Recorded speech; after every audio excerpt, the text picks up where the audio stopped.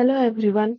In this session, we will see what is mQuery and how to access the mQuery code in Power Query Editor and how we can write some mQuery code in Advanced Editor and it will reflect in our queries. So first, let's learn what is mQuery.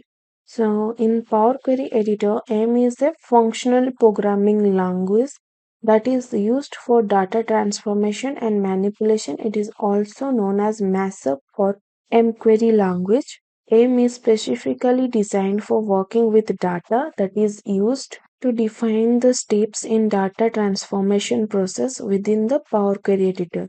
Also, it proves a way to express the queries that retrieves and manipulates the data from various sources such as database, Excel, CSV files, and many more. The M code underlying the Power BI desktop can be accessed through the advanced editor in Power Query Editor. When importing data from the Excel workbook, the M code is visible in the advanced editor, which acts as a tool to document and modify the transformation steps applied to the query within the Power Query Editor. Users can review the existing transformation or generate new ones using M code in the advanced editor. So you get to know what is mQuery. Now we will see how to access the mQuery code in Power Query Editor, and then we will see the examples of the mQuery. That is, example 1 is how we can change the text value. Next, we will see how we can filter the rows. And the third, we will see how we can sort the data. So for this, we will navigate to the Power Query Editor. So this is the Power Query Editor. So here you can see the Advanced Editor option where we can write our M code, right? Here you can see the M code for the append 1, that is source table combined product 1 and product 2. So the append 1 table get created, right? Now click on done. From here we will see how we can replace the value. Okay. So here you can see the null value, right? Now we will replace the null text value to the 0, right? So how we can do this? So for this, we can write the code over here also. This is the formula box where we can write the code.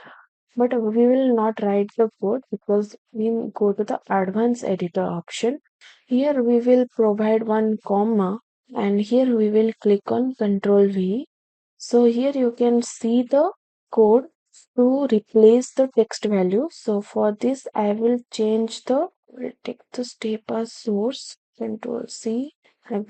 So here we will first provide the previous step which contains the value we want to replace. Okay. So here we will provide the null value. Okay. So with 0 and the replacer text is, what is the field name? The field name is unit price. Now we will remove this. So first it is a variable where we will store this formula, and from the source, like in the source only, it contains the null value. Now null value will be replaced with 0 with the replacer dot replace text, that is from the unit price column, right? And here we will provide the replace text variable, so it will input this and it will reflect on the applied steps. Now click on done. Okay, some error happened. We cannot apply an index of tag text. Okay, so here I am getting the error because here I have provided the null value in the double quote. That's why I am getting the error, but it should be in the null, only null, because it is a integer column where we get the null value because it is blank in our source table. So now if I will click on done, here you can see the null is converted to 0. Next we will see how we can filter the rows from the table. So to filter the rows, we will go to the advanced editor. Next, we will provide the comma and then go to the next step, and here we will write the filter rows variable, and then we will added conditional column. So this column is not available in this query. So I will replace this previous step. Here mostly we will provide the previous step query, and each status here we will filter the keyboard. Okay, so here I will provide the name and I will provide the value on which we will filter the rows. Let's say keyboard, and then we will replace this filter rows with in. Now we will click on done. Here you can see the rows get filtered from the table. So this is how we can filter the rows. Next we will see how we can sort the data in descending order, right? So for this I will remove this filtered rows.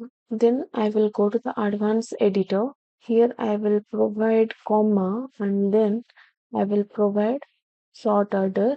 So remove this one and table sort add additional column. Here I will provide the previous step variable and control V, and then here we will sort the name column in descending. So here I will provide descending. You can see order the descending and I will click on done. Here you can see it is sorted in descending order, the name column.